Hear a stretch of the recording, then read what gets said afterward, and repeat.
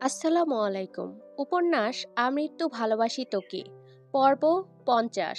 লেখনীতে সালমা চৌধুরী। মেঘ আশ্চর্য নয়নে তাকিয়ে আছে। আবির ভাই মেঘকে শাড়ি পরতে বলছে, তাও আবার নিজেই শাড়ি গিফট করেছে। ভাবতেই মেঘের ভেতরটা মুগ্ধতায় ছেয়ে গেছে। আখি জোড়ায় চমক দেখা যাচ্ছে। নিজের চোখ কান কোনো কিছুকেই বিশ্বাস করতে পারছে না। মাইশা আপুর বিয়েতে মেঘ শাড়ি পরে দুতলা থেকে নিচতলা পর্যন্ত নামতে পারেনি। আবির ভাইয়ের ঠান্ডা কণ্ঠের হুমকিতেই শাড়ি পাল্টাতে বাধ্য হয়েছিল।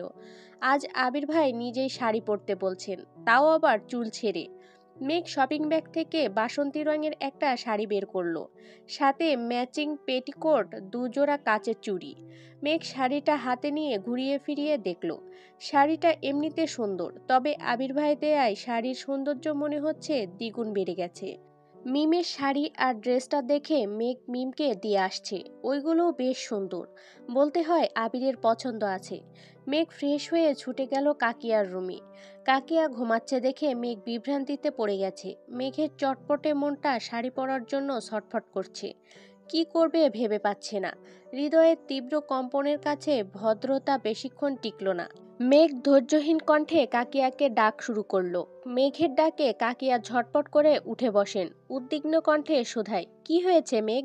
তাড়াতাড়ি ওঠো, আমায় শাড়ি পরিয়ে দিতে হবে। তুই শাড়ি পরবি? হ্যাঁ, হঠাৎ শাড়ি পরতে মন চাইছে কেন?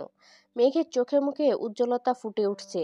উত্তেজিত কণ্ঠে বলল, আবির ভাই আমাকে আর মিমকে শাড়ি দিয়েছেন, তাড়াতাড়ি রেডি হতে বলেছেন, ঘুরতে নিয়ে যাবে। তার জন্য এত খুশি? হ্যাঁ, তুমি তাড়াতাড়ি আসো, আমায় শাড়ি পরিয়ে দিতে হবে। তুই যা, আমি আসছি। মেঘ হুটোপুটি করে নিজের রুমে চলে গেল। কিছুক্ষণের মধ্যে কাকিয়া আসছেন। মাইশা আপুর বিয়েতে মাইশা আপুরা বাঙালি স্টাইলে শাড়ি পরিয়েছিল, তবে আজ কাকিয়া আঁচল ছেড়ে খুব সুন্দর করে কুচি দিয়ে শাড়ি পরিয়ে দিয়েছেন। হালকা মেকআপ, হাতে 2 ডজন কাচের চুড়ি, কানে সিম্পল কানের দুল, ওষ্ঠ জুড়ে হালকা গোলাপি রঙের রঞ্জক, চোখে হালকা করে দেয়া কাজল, সঙ্গে গাঢ় আইলাইনারে মেঘের ডাগর ডাগর চোখগুলো অত্যন্ত মায়াবী লাগছে। চুল আঁচড়ে ঠিক মাঝ বরাবর সিঁথি কেটে কিছু চুল সামনে রাখলো। পেছন দিকে চুলগুলো কোমর ছাড়িয়ে বেশ খানিকটা নিচে নামলো। চুল আগহাঁটুর কিছুটা উপরে। শ্বাস সম্পূর্ণ হওয়ার পর মেঘ কিছুটা দূর থেকে ড্রেসিং টেবিলের দিকে তাকালো। অমনি চক্ষুদ্বয় প্রশস্ত হয়ে গেল। শাড়িতে নিজেকে কেমন যেন অপরিচিতা লাগছে। কাকিয়া মেঘকে আপাদমস্তক দেখে বলল, মাশাআল্লাহ, অনেক সুন্দর লাগছে, বউ বউ লাগছে। মেঘ নড়ে চড়ে দাঁড়িয়ে লাজুক হাসলো, মনে মনে বলল, তোমাদের আবিরের বউ। কাকিয়া মেঘের হাতের দিকে তাকিয়ে ভ্রু কুচকালো। তপ্ত স্বরে বলল, তুই একটু বস, আমি আসছি। কাকিয়া মিমের রুমে আসলো। মিম ততক্ষণে প্রায় রেডি।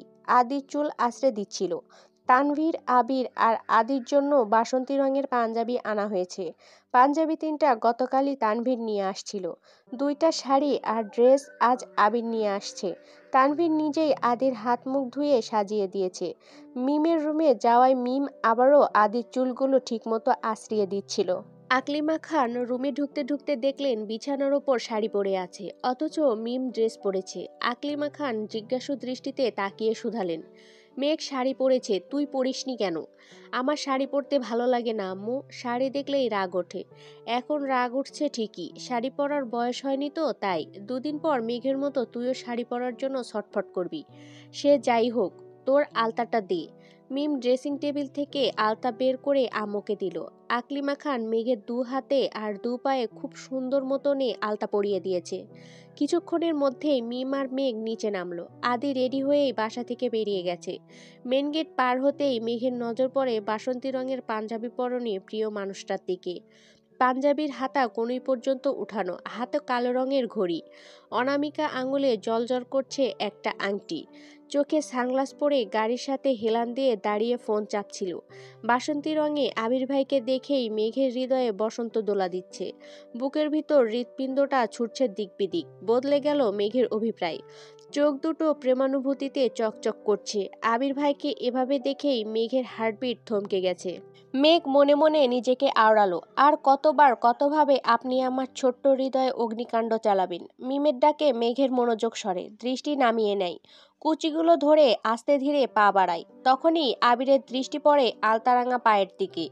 অমনি বুকের ভেতরটা মোচড় দিয়ে উঠেছে। আলতারাঙা পায়ের মালিক যে আবিরের হৃদয়ের রানী। আলতায় রাঙানো পা এই নিয়ে দ্বিতীয়বার দেখছে। প্রথমবার দেখেছিল মাইশা আপুর বিয়েতে। আবির মেঘের পা থেকে মাথা অবধি দেখল। আবিরের হৃদয়ের অন্তঃস্থল জুড়ে অস্থিরতা কাজ করছে। বাসন্তী রঙা শাড়ি, সুদীর্ঘ ঘন কালো চুল, মায়াবী দুই আঁখি, সদ্য ফোটা রঙিন হাসিতে মন্ত্রমুগ্ধ আবির সম্মোহনী দৃষ্টিতে তাকিয়ে আছে মেঘের দিকে। শাড়িতে মেঘকে দেখে কেউ বলবেই না এই মেয়ের বয়স 18, কিছুদিন পর 20-এ পা দিবে। মেঘকে দেখে মনে হচ্ছে 22-23 বছরের যুবতী মেয়ে। মেঘকে দেখে অজানা শিহরণে আবিরের শরীর ঝাঁকুনি দিয়ে ওঠে। বক্ষস্থলের ইতস্ততা কাটানোর সাধ্য তার নেই। আবিরের হৃদয়টাকে ক্ষতবিক্ষত করার অস্ত্র আবির নিজেই মেঘের হাতে তুলে দিয়েছে। জেনে বুঝে নিজেকে ধ্বংসের দ্বার প্রান্তে নিতে চাচ্ছে আবির। জোরালো হৃদস্পন্দনের শব্দ আবিরের কান পর্যন্ত পৌঁছাতেই আবির ঢোক গিলল। আকাশের দিকে তাকিয়ে দীর্ঘ শ্বাস ছাড়ল। চোখ বন্ধ করে খানিক ভাবল। চোখ মেলে তাকাতেই আবিষ্কার করল মেঘ আবিরের থেকে ঠিক 1 হাত দূরে দাঁড়ানো। এত কাছাকাছি দাঁড়ানোতে মেঘের গায়ের গন্ধ আবিরের নাসারন্ধ্র পর্যন্ত পৌঁছে যায়। এই ঘ্রাণ আবিরকে বারংবার মাতাল বানাতে সক্ষম। মেঘ সুমধুর কণ্ঠে বলে, কি হয়েছে আপনার? আবির সম্মোহিনী দৃষ্টিতে তাকিয়ে শীতল কণ্ঠে বলে, হয়নি, তবে হবে। কি হবে? তোর মাথা। গাড়িতে ওঠ। মেঘ ভেংচি কেটে চুপচাপ গাড়িতে গিয়ে বসলো। মিম, মেঘ, আদি তিনজনই পেছনে বসছে। আবির ড্রাইভিং সিটে বসছে, তানভীর তার পাশেই বসছে। গাড়ি স্টার্ট দিল। 10 মিনিটে কম করে হলেও 50 বার গাড়িতে থাকা আয়নাতে মেঘকে দেখেছে। আরও 5 মিনিট যাওয়ার পর আবির আচমকা গাড়ি সাইড করে থামলো। তানভীর উদ্বিগ্ন কণ্ঠে বলল, কোনো সমস্যা ভাইয়া? ভাই, আজ তুই গাড়ি চালা, আমি পারছি না। তানভীর গাড়ি থেকে নেমে ড্রাইভিং সিটে বসছে, শান্ত কণ্ঠে বলল, আমি কিন্তু তোমার মতো চালাতে পারবো না। যেভাবে খুশি চালা, আমায় বিরক্ত করিস না প্লিজ। তানভীর ঠোঁট বেঁকিয়ে মুচকি হাসল। আবিরের হৃদয়ের তোলপাড় তানভীর কিছুটা হলেও বুঝতে পারছে। মেঘ পেছন সিটে বসা থেকে একটু উঠে পেছন থেকে আবিরের কপালে হাত রেখে প্রশ্ন করলো, আপনার কি শরীর খারাপ? আবির চোখ বন্ধ করে দীর্ঘ শ্বাস ছেড়ে বিড়বিড় করে বলল, কারোর হৃদয় হরণ করলে কি সে সুস্থ থাকতে পারে? আবিরের বেসামাল অবস্থা দেখে তানভীর মৃদু হেসে ঠাট্টার স্বরে মেঘকে বলল, ভয় পাইস না, ভাইয়ার মনে আরশোলা কামড় দিছে, এজন্য অস্থির লাগছে সবকিছু। ঠিক হতে একটু সময় লাগবে। মিম আর আদি দুজনে একসঙ্গে চেঁচিয়ে উঠল, গাড়িতে আরশোলা আছে? কই আরশোলা? আল্লাহ বাঁচাও! ওদের নাচানাচিতে তানভীর গাড়ি সাইড করে পেছন ফিরে তাকালো। তেজপূর্ণ গম্ভীর কণ্ঠে শুধালো, আমি কি একবারও বলছি গাড়িতে আরশোলা আছে? আদি আর্তনাদ করে বলল, তুমি না বললা ভাইয়াকে আরশোলা কামড় দিছে? তানভীর উদাস ভঙ্গিতে বলল, ভাইয়াকে কখন কোথায় আরশোলা কামড়াইছে কে জানে, তোরা চুপচাপ বস, গাড়িতে আরশোলা নেই, তারপরও লাফালাফি করলে আরশোলার বাড়িতে ফেলে দিয়ে আসবো। আবির তখনও চোখ বন্ধ করেই বসেছিল। তানভীর এবার আবিরের দিকে তাকিয়ে একগাল হেসে বিড়বিড় করে শুধালো, ভাইয়া ব্যথা কি বেশিই লাগছে? হাসপাতালে নিতে হবে? আবির সহসা চোখ খুলল, আর চোখে তানভীরের দিকে তাকালো, কিন্তু কোনো রিয়াকশন দেখালো না। তানভীর তখনও হেসেই যাচ্ছে। তানভীর পুনরায় ডাকলো। আবির শুধু ভ্রু নাচালো। তানভীর ঠোঁট বেঁকিয়ে হেসে বলল, চোখ বন্ধ করে জোরে নিঃশ্বাস ছাড়ো, আর বলো অল ইজ ওয়েল। দেখবা একটু শান্তি লাগছে। আবির ভ্রু গুটিয়ে তাকালো। তানভীরের হাসি দেখে আবিরও খানিক হাসলো, তারপর তপ্ত স্বরে বলল, মজা নিচ্ছিস? তানভীর সশব্দে হেসে উত্তর দিল, একদমই না। আবির ভারী কণ্ঠে বলল, দিন আমারও আসবে, তখন বুঝবো কত ধানে কত চাল। চুপচাপ গাড়ি স্টার্ট দে। তানভীরও আর কিছু বলল না, ঠোঁটের কোণে হাসি রেখেই গাড়ি স্টার্ট দিল। মাইশা আপুর বিয়েতে মেয়েকে শাড়ি পরা দেখে আবির সারা রাত ঘুমাতে পারেনি। সাকিব তানভীরকে সবই বলেছে। তখনকার অবস্থা তানভীর স্বচক্ষে না দেখতে পারলেও এখনের অবস্থা ঠিকই দেখতে পারছে।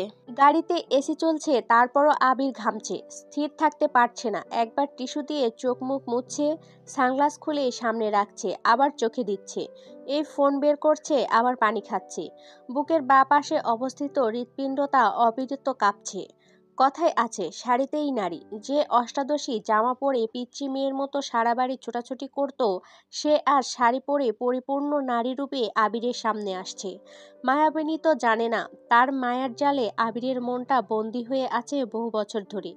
নারীরূপী মায়াবিনীকে অনন্তকাল দেখার স্বাদ জাগছে আবিরের অন্তরে। ইচ্ছে তো অনেক কিছুই করছে, মায়াবিনীর দুগাল স্পর্শ করে চোখে চোখ রেখে মায়াবিনীর সমুদ্রের ন্যায় গভীর দু চোখে চিরকালের জন্য ডুবে যেতে। কপালে আলতোভাবে নিজের ঠোঁট ছোঁয়াতে হৃদয়ে জমানো নিবরোধী ভালোবাসার এক খণ্ডে মায়াবিনীর উত্তেলিত মনটাকে শান্ত করে। মায়াবিনীর চোখে চোখ রেখে সাত সমুদ্র পাড়ি দিতে নীল আকাশ, অগণিত পাখি আর সমুদ্রের সুবিশাল জলরাশিকে সাক্ষী রেখে বলতে, আমৃত্যু ভালোবাসি তোকে। আবির সিটের সঙ্গে হেলান দিয়ে বসে আছে, দৃষ্টি তার গাড়ির মিররে। পেছনের সিটে বসা অষ্টাদশীকে আপন মনে দেখেই চলেছে। হঠাৎই ঠোঁটের কোণে এক চিলতে হাসির ঝলক দেখা গেল। কেন হাসলো কে জানে। এদিকে মেঘ শাড়ি ঠিক করায় ব্যস্ত, প্রথমবার এভাবে শাড়ি পরেছে।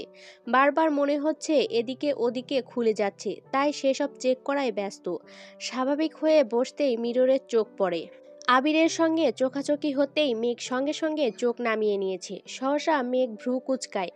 এক মুহূর্তের জন্য থমকে গেছে সবকিছু। মাথা ভর্তি হাজারো ভাবনার মধ্যে একটা ভাবনা হৃদয়ে আঘাত করে। আবির ভাই কি আমায় দেখছেন? মেঘ সঙ্গে সঙ্গে আবারও মিররে তাকায়। ততক্ষণে আবির চোখে সানগ্লাস পরে ফেলেছে। তা দেখে মেঘের কুঁচকানো ভ্রুযুগল আরও কুঁচকে আসে। সূক্ষ্ম নেত্র তাকিয়ে থাকে বেশ খানিকক্ষণ, মনে মনে ভাবছে, ওই একজোড়া চোখ কি আমায় দেখে থমকে গিয়েছিল? শুধু কি দৃষ্টি আটকে গিয়েছিল, নাকি দৃষ্টির সঙ্গে অন্তরতম অচল? ভাবতেই মেঘের ওষ্ঠদ্বয় প্রশস্ত হলো, হৃদয়ে জমানো অনুভূতিরা চোখে উপচে পড়ছে। আবির ভাই তাকে দেখে মুগ্ধ হয়েছে ভেবেই মেঘের মন প্রজাপতির মতো উড়ে বেড়াচ্ছে। মেঘ নিজেকে আবড়ালো। ওনার কোমল প্রাণ চাহনি কি কিছু বলতে চাইছিল? তবে কি আবির ভাইয়ের মনেও আমার জন্য অনুভূতি জন্মাচ্ছে? বাকিটা পথ মেঘ আবিরের চিন্তাতেই মগ্ন থেকেছে। শ্যামবর্ণের এক পুরুষের প্রেমে মেঘ মাতোয়ারা হয়ে গেছে। আবিরের যত্ন, রাগ, তীব্র অধিকারবোধ, স্নিগ্ধতা মিশ্রিত চাহনি অষ্টাদশীর মনের পাড়ায় বারংবার বিপর্যয় ঘটায়। মেঘের প্রাণোচ্ছল জীবনে আবিরের আবির্ভাবটা ঠিক যেন ধূমকেতুর মতো। কয়েক মাসেই অষ্টাদশীর কোমল মন আবির ভাইকে নিয়ে স্বপ্ন দেখতে শুরু করেছে। মেঘের জীবনে বাবা আর ভাইয়ের পর আবিরই একমাত্র ছেলে, যার সংস্পর্শে নিজেকে নিরাপদ মনে হয়, যার দৃষ্টি কোথাও অশ্লীলতার ছোঁয়া অনুভব করেনি। তার জন্যই বোধহয় আবির খুব দ্রুত অষ্টাদশীর হৃদয়ে জায়গা করে নিয়েছে। সেই থেকে অষ্টাদশীর মস্তিষ্ক জুড়ে আবিরের সঙ্গ পাওয়ার অদম্য প্রয়াস সর্বক্ষণ বিচরণ করে। আচমকা গাড়ি থামানোতে মেঘের সুদীর্ঘ ভাবনার অবসান ঘটে। চিড়িয়াখানা দেখে আদি সবার আগে গাড়ি থেকে নেমে পড়ে। ইকবাল খান আগেও কয়েকবার মেঘদের নিয়ে চিড়িয়াখানায় এসেছিল, তাই আদির এই জায়গা খুব পরিচিত। চিড়িয়াখানায় ঘুরতে ঘুরতে আদির ক্ষুধা লেগে গেছে। আদির সঙ্গে মিমো জানালো তারও ক্ষুধা লাগছে, কিন্তু মেঘের সেসবে মনোযোগ নেই। তার মন মস্তিষ্ক জুড়ে শুধুই আবির ভাই ঘুরপাক খাচ্ছে। এর মধ্যে বেশ কয়েকবার চোখাচোখি হয়েছে দুজনের। মেঘের আগে আবিরই চোখ নামিয়ে নেয়। চিড়িয়াখানা থেকে বের হতেই তানভীর ঠান্ডা কণ্ঠে বলল, ভাইয়া তুমি বনুকে নিয়ে বোটানিক্যাল গার্ডেনে যাও, আমি সবার জন্য খাবার নিয়ে আসছি। মিম আর আদিও তানভীরের কাছেই রয়ে গেছে। আবির দুটা টিকিট কেটে মেঘকে নিয়ে ভেতরে ঢুকলো। এ যেন গাছের সাম্রাজ্যে ঢুকে পড়েছে। চারপাশে শুধু সবুজ আর সবুজ। প্রায় 84 হেক্টর জায়গা জুড়ে অবস্থিত এই উদ্ভিদের সাম্রাজ্য। মেঘ আবিরের পিছু পিছু হাঁটছে আর চারপাশের পরিবেশ দেখছে। হঠাৎ কি মনে করে মেঘ হাঁটার গতি বাড়িয়ে আবিরের পাশাপাশি এগিয়ে গেল। আবিরের সাথে তাল মেলানোর চেষ্টা করছে। আবির যেখানে পা ফেলছে সমান দূরত্বে মেঘও পা রাখার চেষ্টা করছে। আবিরের হাঁটার গতি বেশি হওয়ায় মেঘ শাড়ি পরে ঠিক কুলাতে পারছিল না। আবির আর চোখে চেয়ে মেঘের পাগলামি চোখে মুচকি হাসলো। পকেট থেকে ফোন বের করতে করতে হাঁটার গতি কমিয়ে আনলো। দুজোড়া পা এখন সমান তালে এগিয়ে যাচ্ছে। বাসন্তী রঙের পাঞ্জাবিতে আবির, তার সঙ্গে বাসন্তী রঙের শাড়িতে মেঘকে বেশ মানিয়েছে। লম্বাটে আবিরের পাশে মেঘকে আজ খুব একটা পিচ্চি লাগছে না। শাড়ির সঙ্গে হিল জুতাতে বেশ বড়ই লাগছে মেঘকে।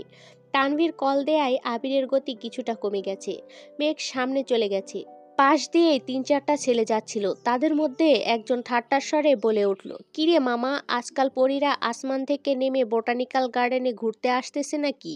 দ্বিতীয়জন বলল, হরে মামা, আমারও তাই মনে হচ্ছে। চুলগুলো দেখছিস, জোশ না?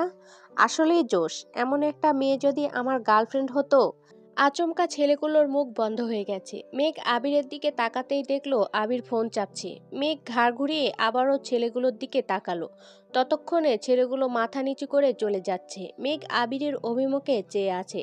আবির ফোন থেকে চোখ তুলতেই মেঘের চোখে চোখ পড়ে। আবির ভ্রু নাচাতেই মেঘ কপাল কুঁচকে প্রশ্ন করলো, আপনি ছেলেগুলোকে কিছুই বললেন না কেন? আজ কিছু বলার মুড নেই, মেঘ উদ্বিগ্ন কণ্ঠে শুধালো। এত পরিবর্তন কিভাবে সম্ভব? আবির ঠোঁট বেঁকিয়ে হাসল, মৃদু স্বরে বলল, ফাল্গুনের প্রথম দিন আমি আমাকে সময় দিতে এসেছি। এসব ছেলেদের সাথে কথা বাড়িয়ে নিজের অবস্থান নষ্ট করতে চাই না। তাই বলে কিছুই বললেন না? তুই কি চাস এখন ছেলেগুলোকে ধরে পিটাই? তাহলে তো শান্তি লাগবে। মেঘ গাল ফলিয়ে বলল, জানি না। মেঘের মনে অভিমান জমেছে। একদিন এক ছেলে মেঘের হাত ধরেছিল বলে আবির অফিস থেকে এসে মাঝ রাস্তায় ছেলেটাকে মেরেছিল। আর আজ ছেলেগুলো বাজে কমেন্টস করেছে, তাতেও আবির কোনো প্রতিক্রিয়া দেখালো না। মেঘের মনে আবারও দুশ্চিন্তা ঢুকে গেছে। আবির ভাইয়ের এই পরিবর্তন মানতে পারছে না মেঘ।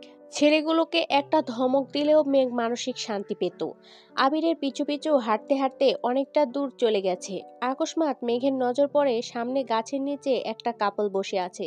মেঘ আবিরের মনোভাব বোঝার জন্য ওইদিকে দেখিয়ে বলল, জায়গাটা অনেক সুন্দর, তাই না? মেঘের দৃষ্টি অনুসরণ করে আবিরও সেদিকে তাকিয়েছে। কাপলটাকে দেখে আর চোখে মেঘের দিকে তাকালো। মেঘ খুব মনোযোগ সহকারে কাপলটাকে দেখছে। আবির গলা খাকারে দিয়ে অন্যদিকে তাকিয়ে ঠান্ডা কণ্ঠে বলল, হ্যাঁ অনেক সুন্দর। মেঘ একটু ভারী কণ্ঠে বলল, ওইদিকে না, এদিকে দেখতে বলছি। মেঘ ইনডাইরেক্টলি আবিরকে কাপলটাকে দেখতে বলছে। আবির বুঝেও না বোঝার মতো ভান করছে আর মিটিমিটি হাসছে।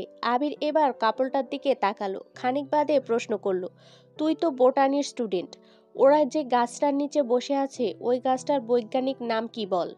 মেঘ আহম্মকের মতো তাকিয়ে আছে। এ কেমন মানুষ, বোঝাচ্ছে কি আর বেটায় বুঝতেছে কি? মনে প্রেম ভালোবাসা নাই ঠিক আছে, তাই বলে ঘুরতে এসেও পড়াশোনা, এটা কেমন কথা?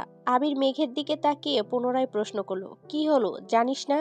জানবো না কেন, এটার বৈজ্ঞানিক নাম মেঘালোমোফাইটা কেরাটো অ্যাবাইর পটারিস। আবির হা করে তাকিয়ে আছে। মেঘের মাথায় আস্তে করে গাঁটটা দিয়ে আবির বলল, এটা টার্মিনেলিয়া অর্জুনা। কি পড়াশোনা করিস, এটাও জানিস না? আরেকটা গাছের দিকে দেখিয়ে পুনরায় বলল, এই গাছটার নাম বল। মেঘ ফোঁস করে শ্বাস ছেড়ে রাগী স্বরে বলল, বোটানিতে পড়ি বলে যেখানেই যাই সেখানেই শুধু বৈজ্ঞানিক নাম ধরতে হবে? আমি কি এখানে পড়তে আসছি? তাহলে কেন আসছিস? বেড়াতে আসছি। বেড়াতে আসছিস বেড়া, এদিক সেদিক নজর আটকাই কেন? আবির ঘুরিয়ে ফিরিয়ে হলেও বুঝিয়ে দিয়েছে ওই কাপড়টাকে দেখা আবিরের ভালো লাগেনি। মেঘ ভেংচি কেটে যেতে যেতে বলল, সুন্দর জিনিসের নজর তো পড়বেই। আবির সেদিকে তাকিয়ে ধীর কণ্ঠে বলল, আমার চোখে যেমন তুই ব্যতীত সব মেয়েই কুৎসিত, তেমন কাপল হিসেবে আমি আর আমার স্প্যারো ব্যতীত সবাই অসুন্দর। আমি চাই সবাই আমাদের দেখুক, আমি কেন অন্যদের দেখব? কথাগুলো বলে আবির ঠোঁট বাঁকালো। দ্রুত পায়ে মেঘের কাছাকাছি এগিয়ে আসলো। আবারও পাশাপাশি হাঁটছে দুজন। আবির একটু পরপর আর চোখে মেঘকে দেখছে। সামনে যেতেই তানভীরদের সঙ্গে দেখা হলো। আবির তানভীরকে দেখেই শান্তস্বরে বলল, ভাবছিলাম তোর বোনের মাথাটা ঠিক আছে, এখন দেখি ও আরো বড় তারছিড়া। কেন, কি হয়েছে? নির্দ্বিধায় বৈজ্ঞানিক নাম বানিয়ে বলে। পাগলের লক্ষণ। এটা তো ভালো কথা, আমার বোনের কত ট্যালেন্ট দেখছো? আবির হেসে বলল, তোর বোনের ট্যালেন্ট দেখে আমি শিহরিত। আবির আর তানভীর দুজনেই সশব্দে হাসছে। মেঘ মিমের হাত ধরে ঘুরছে, সুন্দর জায়গা দেখে ছবি তুলছে। আদি ওদের সামনে হাঁটছে আর খাচ্ছে। ঘন্টা দুয়েক ঘোরা শেষে গেট থেকে বের হয়ে কিছুটা সামনে আসতেই তিনটা ছেলে ছুটে আসে।